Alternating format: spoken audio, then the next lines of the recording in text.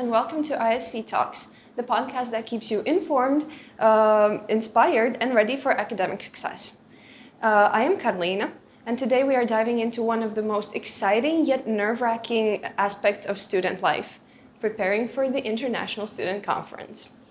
Whether you're just putting on finishing touches on your abstract, or you're having jitters about presenting in front of an audience, we're here to have you covered. We're here to help. So today we want to thank ARDE LINE, one of our amazing supporters of the ISC Conference at Riga University.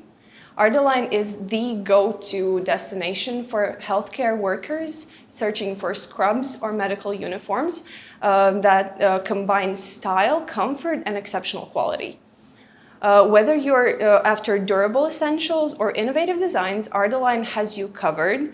And it's actually right here all in Riga, so you can visit their store on site or go online to visit ardeline.lv and discover medical apparel that is truly a cut above. And exclusive just for ISC participants, you can use the promo code to enjoy 20% off your purchase during the conference and 3 days later. So yes, again, thank you ARDE LINE for supporting us and for your dedication to excellence in healthcare. So today in our podcast, we have joining us Ennata Viļuma, who is the last year's ISC 2024 Grand Prix Award winner. Then we also have Lilija Banceviča, who won the second place in Oncology and Hematology case reports section, and also in Pediatrics. Also second place. Yes. And then we also have Seržāns, who also got awarded the second place, but in Anaesthesiology section. So this episode, we will share insider tips on how to prepare for the conference. And so just to get us started, I think we should talk about one of the main problems that students actually have, at least in studying and writing thesis. I think it's time management that most of us struggle the most with. So from your experience and just what you could recommend, how early do you think students should start writing their thesis or coming up with topics to research to maybe avoid last-minute stress? Whoever goes first. It definitely depends on your experience in the science field, as well as the type of the work you are preparing. For example, is it a case report or is it a scientific research paper? In case of the case report writing, I wouldn't suggest maybe writing too early. However, some patients' data might change. But in my opinion and looking at my background of working with case reports and working with patients, I would suggest writing case reports maybe 1 month ahead or 2 months ahead. And of course, you have to communicate with your research supervisors, maybe finding out more about the patients, communicating more with patients, and of course, you have to find the time to prepare the ethics committee, because they will evaluate your documents maybe 1 month or 3 months, it depends, but you have to make sure that you make it on time. In case of the scientific research, I would suggest starting maybe half a year ahead, because you might need some data, you have to make changes to the biostatistics, maybe use the control group, and I think that Ennata could tell more about it, because my researches were mostly connected with morphology and basic sciences, as well as surgery, and actually no data of the patients was used in my researches. But in Ennata's scientific research paper she presented last year, a lot of data was actually used, and maybe you could tell more about it. I need to comment a little bit on this because in my case, I'm a pharmacist, so I worked with preclinical research, so it wasn't in fact patient data, it was animal data. Okay. So it was also a little bit different maybe. Also for me, it is a little bit difficult to answer this question since in my experience, it also was a little bit different since I was working in a project, in a scientific project for some time. And then we had some results, and then I learned about the conference, and I already had the results. Okay, so you that just I presented what them. you had already. So my experience was like that. But I agree with the timeline that you suggested, that half a year, I think, could be enough to prepare enough data and to analyze About it. the ethics committee, I wanted to ask, isn't it like I've heard that ethics committees tend to stretch out their analysis or maybe their judgment on your Sometimes, yeah, yes, right. and they like to take their sweet time on it. Is that the case? Was that also for you? I have presented more than 20 works during my 6th year of medical school, and I would tell that it doesn't depend on your work. I actually don't know what it depends on, but the shortest time they evaluated my work when I sent it on the last week of the month was maybe 2 or 3 weeks, and the longest time they were checking on my work, and I had to make some changes also. This occurs sometimes. It was 3.5 months. And what do you So in think? the end, if I may add, is just simply start as early as possible. There's just nothing else to recommend. But also regarding the ethics committee approvals, it depends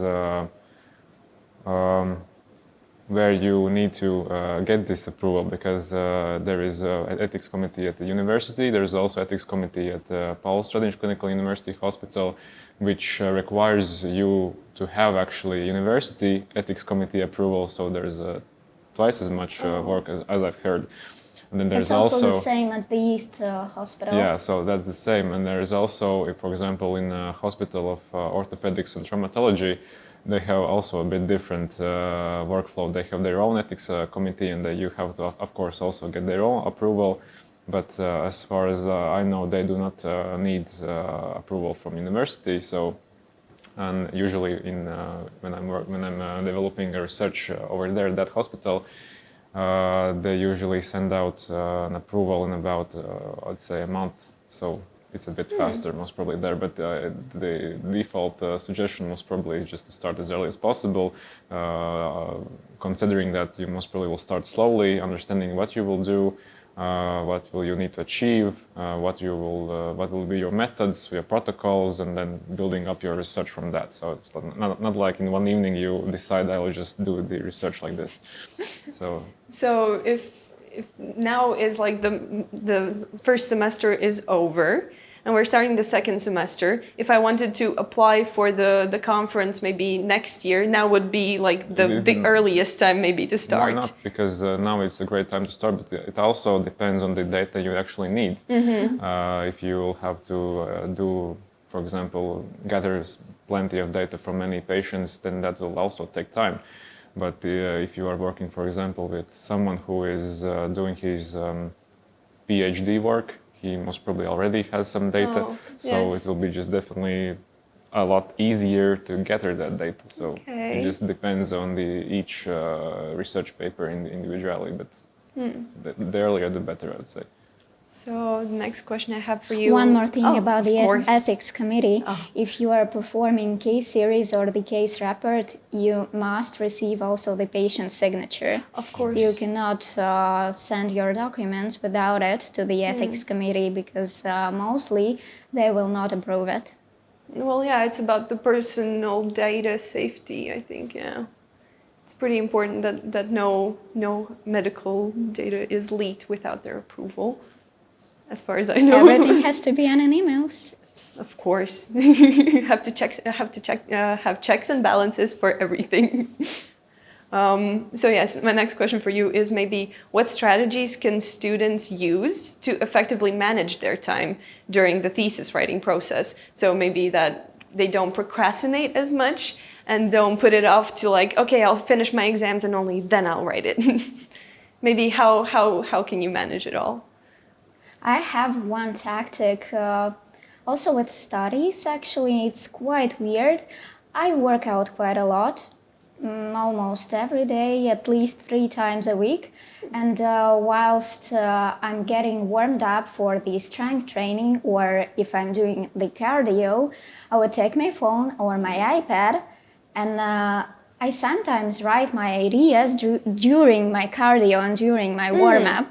So it helps. Also, during my free time, for example, using summer for writing your thesis or writing your ideas for the case report or the research paper, you could use your time to spend it like the quality time, I'd say. So I think summer might be the best time to maybe focus on it, because then you don't have like secondary other things that are university or yes, well, university It's quite is primary. hard to combine it with studies during the study year, especially during the 3rd and the 5th medical studying year, I'd say, when there are quite a lot of exams and you definitely don't have time to write some paper, even A4. Yeah. Yeah. What are your takes on time management? Well, for me, dividing the big tasks into smaller chunks works always. I think it just demystifies this big scientific, I don't know, work that sounds scary like a cloud, and you just know exactly what you need to do, and it is more motivating, I think. I would suggest use time blocking for your tasks. You just plan out your day and understand at which point of times you will do what task. So you have blocked your time for the specific task to do it. Then you just have to keep on the schedule of your own day. Yeah. So. One more advice, don't choose the topic that you are not interested in, because you'll lose your motivation really, really fast. And you most likely wouldn't like to work on this paper, and you'll end quite soon. Yes, it feels more Without like a chore finishing. then. Yeah. So you need very big like self-discipline to maybe manage the time in time blocks, and also enthusiasm for your topic. Yeah, right. Oh, yeah, makes sense. Have you ever used any kind of tools or apps, maybe that the internet provides to help you maybe focus? Because a lot of people nowadays suffer from procrastination, myself included. I don't use ChatGPT, which appeared quite not a while ago, I'd say, but I often use Grammarly. It helps me to maybe correct my mistakes in terms of the grammar. However, I did not buy the paid version. I used the free version, and it's enough, actually. Yeah. If you have a basic understanding of the language, I think the basic version is enough. Also, reading previous abstracts and theses helps, because you know how to structure your report or your scientific work, and also how to make it shorter, because for me that was the main problem. I can write a lot, but to shorten your abstract to 300 words when you want to say a lot, but you cannot. It's really hard and complicated. Have you used any organizing apps? I prefer paper for organizing. I don't know. It's just... It's an app? No, paper. No, paper. Okay. Like, you know, So you like the analog version. Exactly. I used to use Notion, which is for the note-taking app, but you can also manage your time there. It was pretty useful, but at some point I decided to go to a paper-like way by just writing in a tablet the things I have to do. I've moved on to a tablet too. I also really like writing everything with hand. Yeah, but it's also like you are, as I've read some other opinions and some other research, if you put something on the paper, you are more bound to it, so you will kind of, there is higher chance you will do it. So, yeah. And if you're rewriting your tasks every day, you will every day understand that the tasks you have missed, for example. It's like muscle memory and manifesting together. Yeah, but if you're just reading in the morning, for example, your task list for today, you understand, okay, yesterday I forgot to do something, so today I have to do it. Well, yeah. So moving on from maybe Grammarly and other apps, I want to talk about formatting, because there are like a lot of guidelines for formatting your abstracts for the conference. There are big, lengthy guidelines to follow through, and not many are read thoroughly. So maybe from your experience, what are maybe some of the most common formatting mistakes that students make in their thesis? Too long introduction and too short description, or how do you call it in research? Like the case description, and in research it's methods, maybe? Yeah, methods, yeah. Okay, any mistakes that you have made by formatting your your abstracts?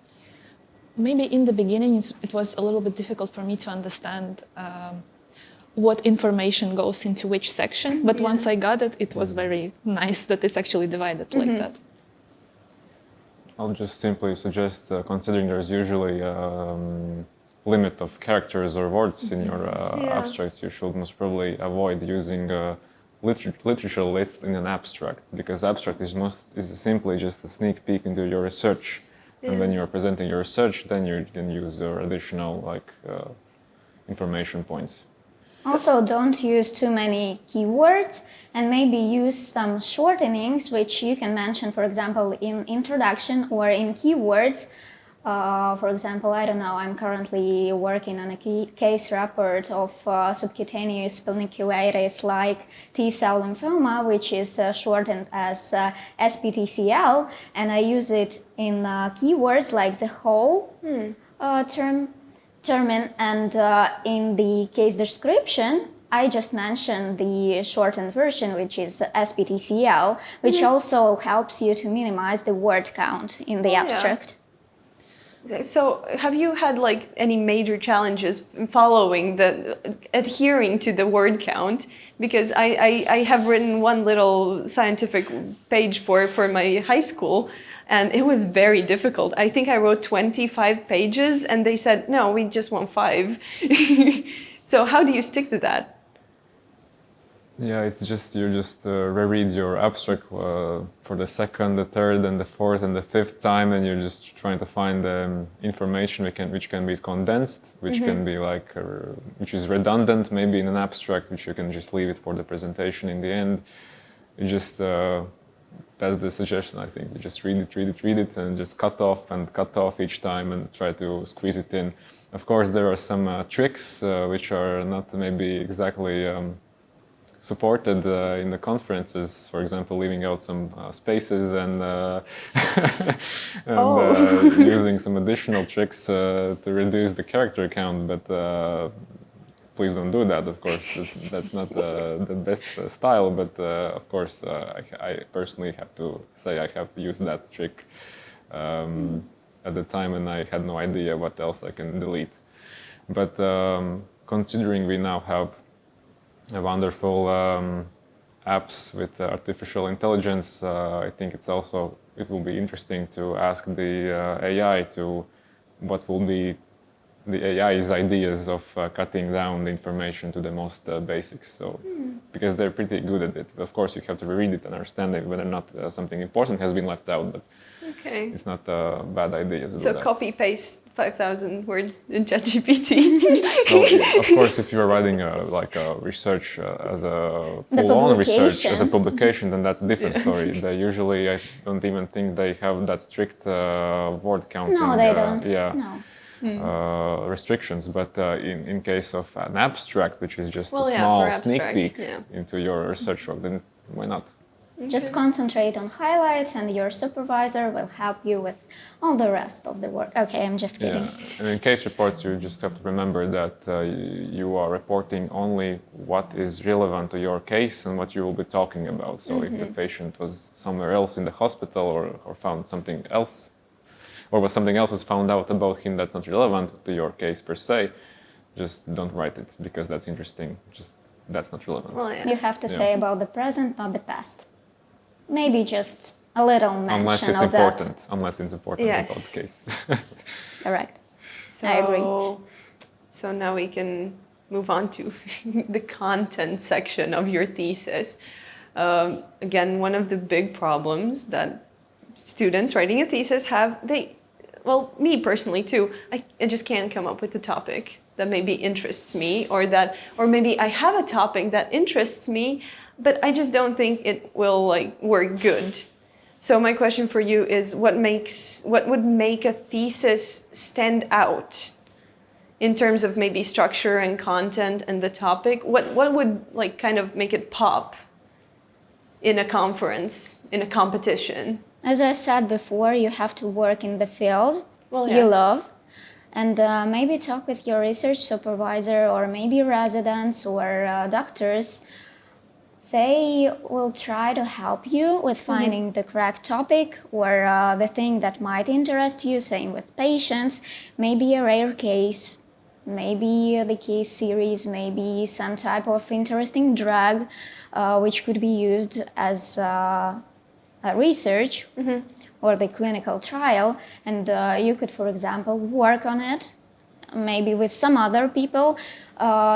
There's also a possibility of writing a publication with different doctors, and maybe you could have an idea from that publication whilst being the co-author and prepare your work, which could be based on that publication, just the more shortened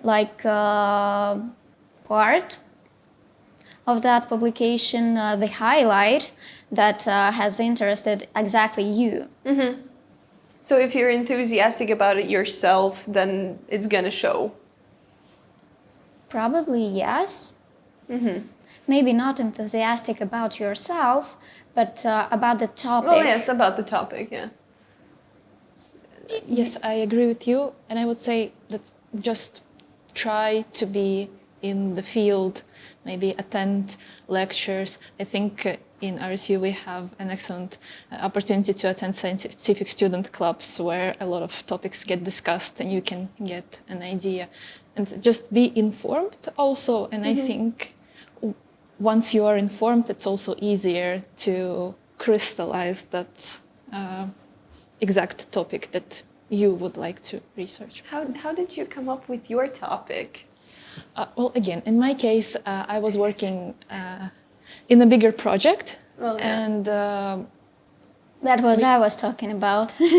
yes. So I got support from my supervisor, and we got the results that we got, and then we were thinking how would our results fit in a bigger picture, and how could we turn them so that it is interesting, because preclinical research is very, I would say, theoretical. It's not like clinical research where you almost see the application instantly. Well, in our case, it's the theories, how it could go in the next, 10, 20 years. So yes, again, communication with older colleagues helps a lot too. So how did, again, for your bigger project that you joined in, how did you choose it, or did they invite you, or how did you even get there? In my case, I wrote an email, and I actually, it helps to bring a friend sometimes, because in my case, we joined this lab together with my friend, and it was much easier and not that scary. But what we were doing, we were just searching for opportunities, writing emails, communicating with our professors, what projects are available and where are places for students available. That worked out so well. Yes, I'm very happy about it, but I think anyone can do that actually. So It's all about breaking the ice. You just have to make the first steps to achieve something. Yeah, So. yeah, sure. And how did you choose your award-winning thesis topic? Well, there was a PhD research about that topic. There was data, and I was very persistent to the professor about doing some research, and I just simply offered a chance to work with that data together and bring this research out to the public.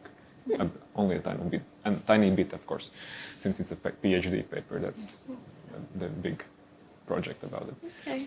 But yeah, I think overall about the highlights, I think it's what Ennata said about going to the these clubs at RSU, and what I've also heard and I've tried to do is read at least one publication in a day, week, maybe month at least in the field which you're interested in, because then you will most definitely see some kind of tendencies which are being discussed on about.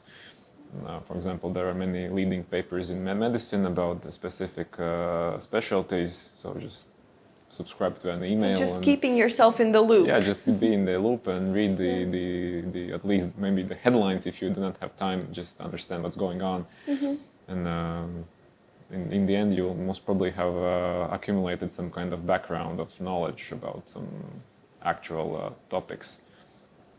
So in general, are professors and maybe PhD writers and researchers, are they more or less responsive? Are they positive to students reaching out? If he's a good research supervisor, he's more like an inspirator to you. Okay. Well, PhD students tend to be very proactive on bringing in students, because most probably in the end it means a bit maybe less work for them and then a more publication for their work. So it's so they basically get a ghostwriter for their research. Well, I'm not sure if you can call it like that, but it's just that their data get more publication. They get publicized in this ISC conference, maybe in Research Week or other RSU conferences, and that's what they need to achieve with their PhD. Yes, and also often PhD students need to teach during their PhD studies, so they are often interested in gaining a student that is technically a part of their program and so task. they become a team, basically helping each other out. Yes, for sure, I can say that. Yeah. Okay. So yes, being a ghostwriter for a PhD student or researcher, how do you think students can deal with a writer's block? Let's say in summer, you're sitting down, you're thinking, okay, let's write this thesis. I have the topic, I have the research data, but you just can't write it. How would you tackle that? Have you ever experienced that? Most probably at that point, it's important to understand why are you being blocked. Is it that you just simply do not want to do that because you have some other things to do, or is it because you do not know where to start? If you do not know where to start, what I usually do is I search up some publications about the topic and understand what I'm trying to say, maybe in the introduction, in the discussion. So just accumulate once again this information, and then. Well, at least for me, usually the ideas come into mind and you just start writing. Of course, maybe the first draft won't be good, but you just have something to work on. So Sometimes you just have to start without motivation, but just start, and maybe during the process you will get into it, and you'll start liking it a lot more. And then that's the enthusiasm about the topic. Yes, I think that. Yeah, I guess that helps. it's also not even only about writing the abstract. It's also about making the presentation, making the poster. In the end, you just have to sit down and do it, because the previous question was about the highlights. I think one of the most important highlights actually is maybe not even the abstract itself, but the way how you will show it to people. So in the end, when you have accepted the abstract, your next task is even, I think, more important, because it's easy to make I would say average poster, but it's hard to make a really good one that stands out. And I think it's actually not pretty, but very important to think about how will you present it, how will you lay it all out on a paper if it's a poster. So it's actually quite an interesting task. And usually for me, it's also, I like to experiment with the posters, and I have done like different things to make them interesting. For example, it's not about the conference at this point, but for example, I have tried to actually create, for example, GIFs, like moving pictures in a poster, and it worked out pretty well because it was a digital poster, and I was like, let's just try it. There are no rules which prohibit, which is the most important point, because there are some conferences where they say they do not allow any MP4 files or GIFs in the posters. Then why not? Yeah, if they don't specifically not allow it. So it's just about, for me, I like to approach everything as an interesting way to experiment and do something new, because I think that's what brings me the joy about it. So, and for the last few posters, I've discovered BioRender, which is very good about creating illustrations. So why not? Why you should stick to some default schemes and tables when you can bring in an illustration about that? So that's fantastic. Why not? Yeah. That's a creative way also to show your work. Maybe some people are more like visual observers. Yeah. And maybe huge blocks of text are not doing it. Because presenting the poster, it's like creating an ad basically for your research. Yeah. One of the best advices I've gotten is think about the take-home message. What will people take home from your poster? From your science? Is it just simply like some data in a table, or is it like some few conclusions? And what I usually try to do again in posters is to somehow highlight the conclusions, so that someone will read the poster, and maybe not even the first thing he will see is maybe not even the title, but the conclusions, which are like highlighted. So you know how the poster will end technically.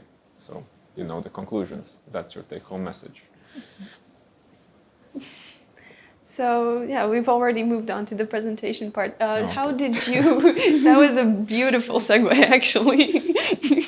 A good translation. Exactly. How did you get confident? I guess you all presented on site, right? It wasn't during COVID. Both. In my case. But how do you get the confidence to present? How do you get the tingles and the stutter? I guess my colleagues will agree. We do get tingles, but we don't show it. Okay, how? Maybe we are quite confident about our knowledge in the topics we present. For example, I present mostly in pediatrics and hematology and oncology, and I'm also planning to work in this field. Therefore, I know quite a lot, and in case I forget something I wanted to say before, for example, during the preparation of my presentation, I would just insert something different, also about the topic, but from my brain, from my knowledge, and it will look like I was writing the text before. However, I don't ever write text.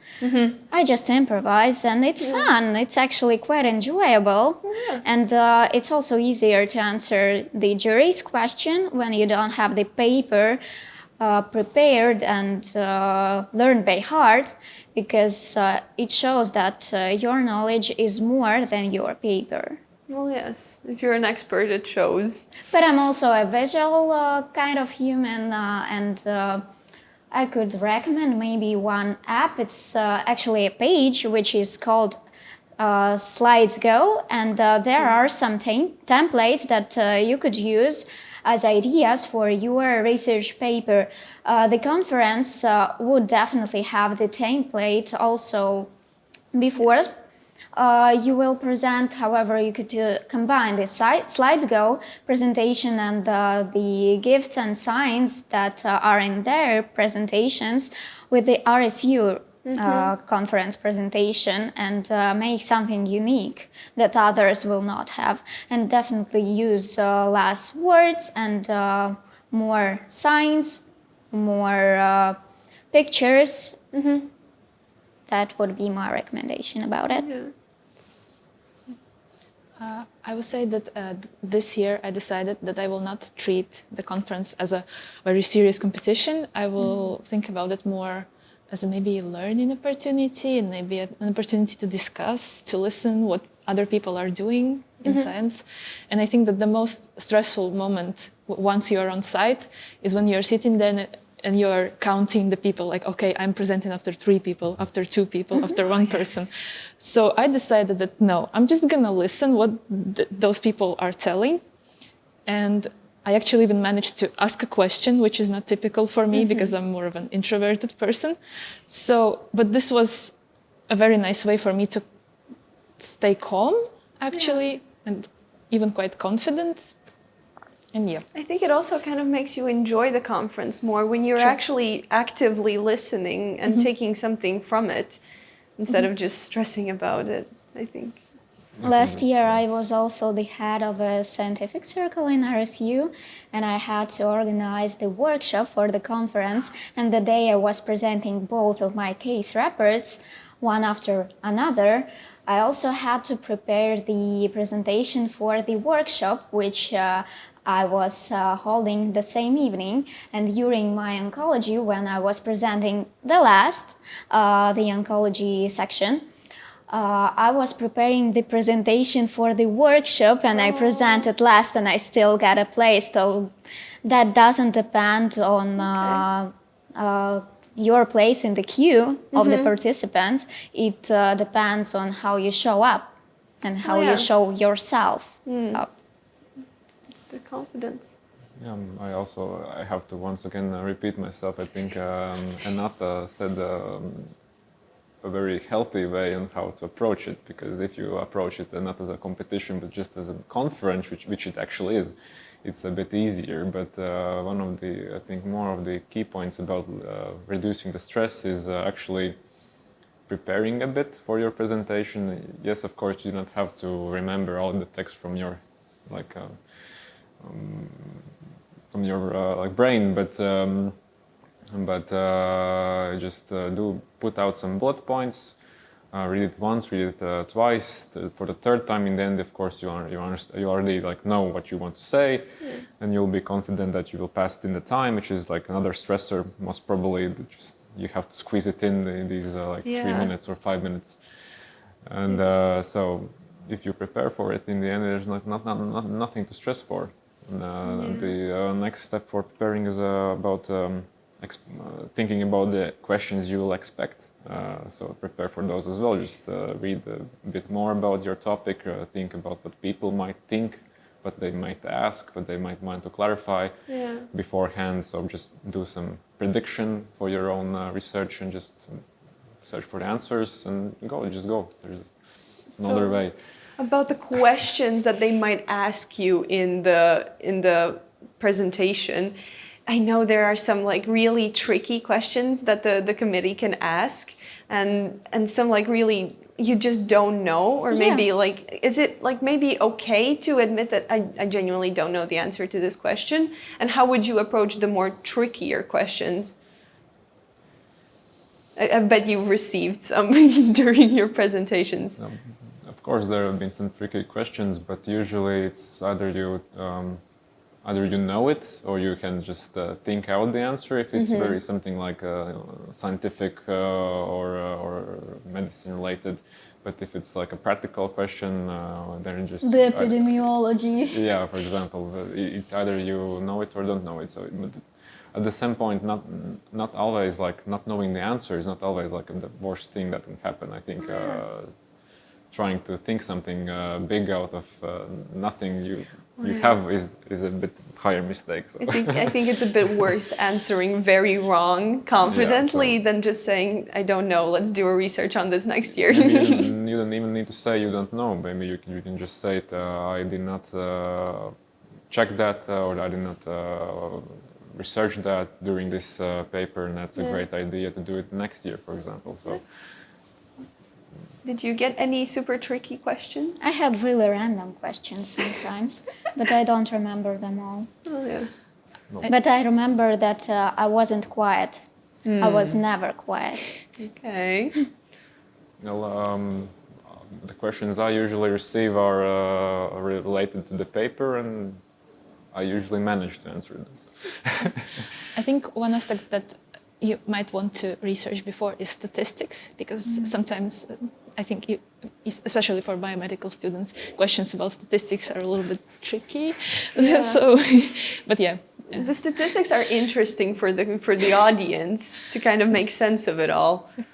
So yeah, I guess that's good to I think catch up on. During the finals, there is also a statistician in the jury, so It's a little stressful. Oh boy. So what would take away from all of this that we've talked about? Maybe what would be one piece of advice you wish you had when you attended your first conference? Don't be scared to participate, even if you are an introverted person. Just try. Maybe from the first try it will not work out. You can try the second time, third time, unless you're a 6th-year math student and you don't have time anymore. But overall, I would suggest to participate in conferences, maybe start with smaller ones and then go on to bigger ones. For example, last semester I participated in the International Conference on Hematology in Paris, and I was invited there by the International Academy of Clinical Hematology, and I received the €300 grant, and they paid also for my participation, which was €500. And it was an amazing experience, I would say. And I started with with basic science and morphology conference at the Anatomicum. Oh, yes, I've heard of that. Oh, that's very cool. That is so cool. I will probably repeat myself and would say that I would recommend for myself to see the conference as a learning opportunity and not as a competition. And that way I would be able to gain much more. Well, yeah, essentially that's kind of what it is. Yeah. I just agree. There's nothing bad. No, boil it all down to one sentence. No, but really, just if I would have to send my past self a suggestion, then that's most probably I look at it just as a conference, because I think students tend to think of it as like, oh, I must get the first place or the second place or the third place. Of course, there are some certain reasons why. There are rewards. There are some reasons why, yeah. But in the end, is it really about the awards, or is it about the fact that you have actually done pretty good job of finishing your research thesis, showing to someone, having some comments, and just passing along. An international student conference, I think, is a great place to just either to start your first steps in the area of research, or even just taking just a small sneak peek into how it's happening and what's going on, because of course not everyone after studies will continue doing some research, but so why not? And I can only say that in the international conferences, as Lilija mentioned, I have participated myself in Euroanesthesia last year, and I would say that it's pretty much the same technique. You just do the same steps. Of course, the jury committee is most probably a bit higher, with more bigger professors than just the Latvian ones, and with more international achievements and stuff. But in the end, the steps are the same. The presentation is the same. You still receive questions, and the discussion is still the same. So just do it first time here, then you'll be more confident going abroad. So yeah. So it also helps in long term further for professionals. Definitely. Yeah. You can just, when you're creating a presentation, you can just check what you did last year, for example. Compare yourself. Yeah. Don't compare yourself to others, compare yourself to the old version. Yeah. Those are some wise words. So, yeah. Well, I think that about covers it all, actually. So, thank you all for joining us. Thank you for inviting us. Yeah. This has been really helpful. I think I'm gonna join the conference next year. You should, yes. I should, but You can repeat it next year yourself. can I maybe apply at one of your PhDs as a helper? We'll see. No, but yeah, that's a wrap for today's episode. Then for ISC Talks, we hope you found these tips insightful and helpful. And yeah, remember, confidence and preparation. Confidence comes from preparation and experience. So without ever joining the conference, you won't get the experience. So join us. And yes, again, huge thank you for all of our guests. Thank you, guys. Thank you.